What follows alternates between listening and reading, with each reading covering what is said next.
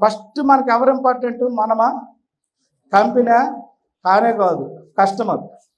Customer happy customer మీకు ఒక 50 మందో 100 మంది ఉంటే మీకు లైఫ్ మొత్తం హ్యాపీగా ఉంటుంది. ఒకసారి కస్టమర్కి మనం మోసం చేయడమో లేకపోతే ఇంకో దగ్గర లేనిపోయిన అంటగడితే లైఫ్ లాంగ్ మళ్ళీ నిద్ర పట్టకుండా బాధపడవలసి వస్తుంది. దానికోసం నేను అహర్నిశలు నిద్రాహారాలు లేకుండా కష్టపడతాను. అంత తగ్గట్టు వర్క్ చేస్తాను దాని మీద. అంత ఈజీ కాదు సక్సెస్ అనేది కూడా. మీరు అందుకోసమే దయచేసి మీకు ఒక్కటే చెప్తానా, ఒకటి మనం చేస్తున్న వర్క్ ను మాత్రం స్లోగా చేసుకొని చేస్తాను అంటే నిజంగా రియల్ ఎస్టేట్ లో మాత్రం వర్కౌట్ కాదు. ఎప్పుడు రియల్ ఎస్టేట్ బాగాలేదు స్లోగా దాని లేదు. మన కస్టమర్లు రియల్ ఎస్టేట్ బాగాలేనప్పుడు ఎక్కువ కస్టమర్లు దొరుకుతారు, మీరు నమ్మండి. ఇది కూడా పెద్ద చిన్న స్టోరీ చెప్తా. రియల్ ఎస్టేట్ లో ఎగ్జాంపుల్ కి రియల్ ఎస్టేట్ బాగలేదన్నప్పుడు ఎక్కువ కస్టమర్ ఎట్లా దొరుకుతారు? మీకు ఎగ్జాంపుల్, మేము చిన్నప్పుడు మామిడి తోట పోయేవాళ్ళు. సుమారు మా తోటకి వెళ్ళేటప్పుడు అందరు చెట్లు కంబైన్డ్గా ఉండేవి. ఫ్యామిలీస్ అందరూ కింద పడే ఏ పండు అయినా సరే ఎవరైనా వాళ్ళు ఏరుకోవచ్చు. అప్పుడు ఏమయ్యేదంటే ఒక 10 మంది 15 మంది పిల్లలు పోయారు. ఒక్కొక్కరికి ఒక బ్యాగ్ నింపు దొరికి పండ్లు అందరూ దొరికేవి అన్నట్టు. బ్యాగ్ 15 మందికి. ఒక స్టేజ్కి వెళ్ళిన తర్వాత అరే పండ్లన్నీ అయిపోయినాయి ఇంకేం లేవు అనుకుని అంటే అందరు వెళ్ళడం బంద్ చేసినారు. అప్పుడు నేను ఒక్కడనే తెలియక వెళ్ళినాను. 3 సంచులు పళ్ళు దొరికినాయి. డిఫరెంట్. Real estate same. నడుస్తలేదు వాడు చెప్పడం బంద్ చేస్తారు కస్టమర్కి.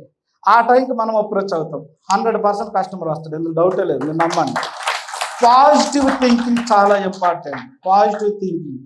నీ వస్తే కొంటాడో కొండ రియల్ ఎస్టేట్ చల్లగా ఉంది ఏ సార్ ఇలాంటప్పుడే కొనాలని చెప్పగలిగే దమ్ము మీలో ఉండాలి. అప్పుడే రియల్ ఎస్టేట్లో కింగులు అవుతారు మీరు.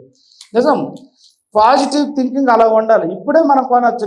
హైప్ అయినప్పుడు ఇప్పుడు ఈరోజు 10,000 మనం అమ్ముతుంది 12,000 అన్నప్పుడు ఎప్పుడు అమ్ముతారు? ఇప్పుడు 10,000 అమ్మలేకపోతే ఇది పాజిటివ్ థింకింగ్. తక్కువ ఉన్నప్పుడే అదే అంటారు కదా, షేర్ మార్కెట్లో షేర్లు పడుతున్నప్పుడే కొనాలి సార్ అని.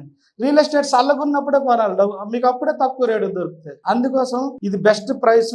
రియల్ ఎస్టేట్ లో హైదరాబాద్ ని తాకేది ఇంకా ఇండియాలో ఎక్కడ ఉండదు. ఎందుకంటే హైదరాబాద్ న్యాచురల్ గా 60-70 సంవత్సరాల నుండి గ్రోత్. ఇది ఏదో నైట్ కి నైట్ డెవలప్మెంట్ చేసింది హైదరాబాద్ కాదు. అంత బెస్ట్ లొకేషన్.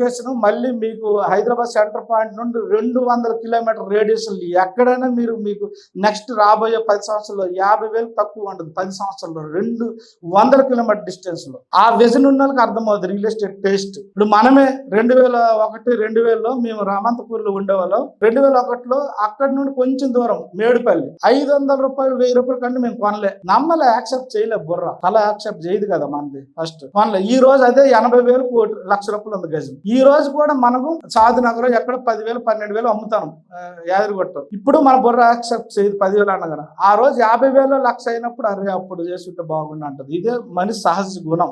ఇది తెలియక చాలా మంది ఎక్కడ పడితే అక్కడ డబ్బులు వేస్ట్ చేయడము, ఏవి పడితే. నేను ఒక్కటే ఇప్పటికీ అప్పుడు చెప్తా, ఎనీ కస్టమర్ అయినా ఎనీ మీ ఫ్రెండ్ అయినా మీ రిలేషన్ మీ చుట్టమైనా సరే, సపోజ్ లేకపోతే మీ అన్న తమ్ములు ఎవరైనా సరే, మీ అక్క చెల్లెలు ఎవరైనా సరే, ఒక్కటే చెప్తాను, వాళ్ళకి ఒక 20 లక్షలు 30 లక్షలు 40 లక్షలు వాళ్ళు సంపాదించుకుంటే 30% వాళ్ళు ఓనుగా ఖర్చు పెట్టుకోవాలి. 70% అక్కడక్కడ డబ్బులు ఇన్వెస్ట్మెంట్ పెడితేనే వాళ్ళు అబోవ్ మిడిల్ క్లాస్ లో ఉంటారు. వాళ్ళు 30 లక్షలు సంపాదించి ఏదో ఒక 20 లక్షలు కారు కొనేసి ఒక 10 లక్షలు ఇంట్లో ఇంటీరియర్ అన్ని కొనుక్కొని ఉంటే మాత్రం వాళ్ళు ఎప్పుడూ కోటీశ్వరులు అవ్వలేరు. ఎవరైతే 70% ఇన్వెస్ట్మెంట్ పెడతారో 30% మనం బతకాలి, మన లగ్జరీ, మరీ చిరిగిపోయిన బట్టలు వేసుకొని తిరగకూడదు. మనం కూడా ఎంజాయ్ చేయాలి. ఒక స్టేజ్కి వెళ్ళిన తర్వాత వీటి మీద వచ్చే ఫ్రూట్స్ మీరు రోజుకి ఇంకెంత లగ్జరీ లైఫ్ గడుపుతారో మీకు అసలు ఊహించిన లగ్జరీ లైఫ్ చేయొచ్చు. ఇది మీరు కరెక్ట్ మీరు చెప్పగలిగితే 100% మీకు సేల్ అవుతాయి.